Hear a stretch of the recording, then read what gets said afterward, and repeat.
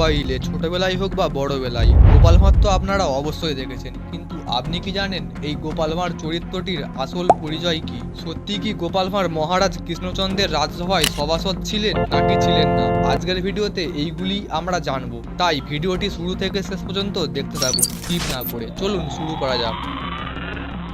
সবার প্রথমেই আসছি গোপাল ভাঁড়ের জন্মের বিষয় নিয়ে। ভালোভাবে ইতিহাস খুঁজলেও আপনারা গোপাল ভাঁড়ের জন্মের বিষয় নিয়ে কোনো কিছু জানতে পারবেন না। এমনকি গোপাল ভাঁড় ছিল না এই বিষয়েও সন্দেহ আছে। তবে বর্তমানে কৃষ্ণনগরের বাসিন্দাদের মতানুযায়ী গোপাল ভাঁড় অবশ্যই ছিল, কিন্তু এর কোনো নির্দিষ্ট প্রমাণ পাওয়া যায় না। অনেকে মনে করেন গোপাল ভাঁড়ের বাড়ি ছিল কৃষ্ণনগরের একদম শেষ প্রান্তে নদীর ধারে। অনেকদিন আগেই নদীতে ভাঙন আসার ফলে গোপাল ভাঁড়ের বাড়ি তলিয়ে গেছে। বিভিন্ন গল্পকথা অনুযায়ী গোপাল ভাঁড় ছিলেন একজন রসিক লোক এবং সেই সময়কার সবচেয়ে বুদ্ধিমান মানুষ।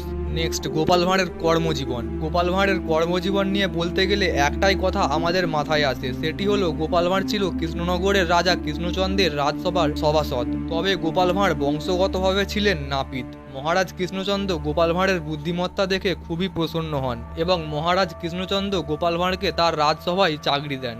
গোপাল ভাঁড়ের শেষ জীবন নিয়ে বলতে গেলে এটি সম্পূর্ণই কাল্পনিক। কিছু মানুষ বলেছে গোপাল ভাঁড় মনের দুঃখে কৃষ্ণনগর ত্যাগ করেন এবং কিছু মানুষ বলেছে গোপাল ভাঁড়কে মহারাজ কৃষ্ণচন্দ্র শাস্তি হিসাবে মৃত্যুদণ্ড দেন। তবে এই ভিডিওর সম্পূর্ণটি লোককথা অনুযায়ী তৈরি করা হয়েছে। এর মধ্যে কতটা সত্যতা আছে সেটা আমার জানা নেই। তবে গোপাল ভাঁড় থাকুক বা না থাকুক, বাঙালির মনে গোপাল ভাঁড় চিরকাল থেকে যাবে। এই বিষয়ে আপনার কি মতামত কমেন্টে জানাবেন এবং ভিডিওটি ভালো লাগলে একটি লাইক করবেন আর চ্যানেলটিকে সাবস্ক্রাইব করতে ভুলবেন না, কারণ আমরা এইরকম ভিডিও প্রতিনিয়ত আনতে থাকবো।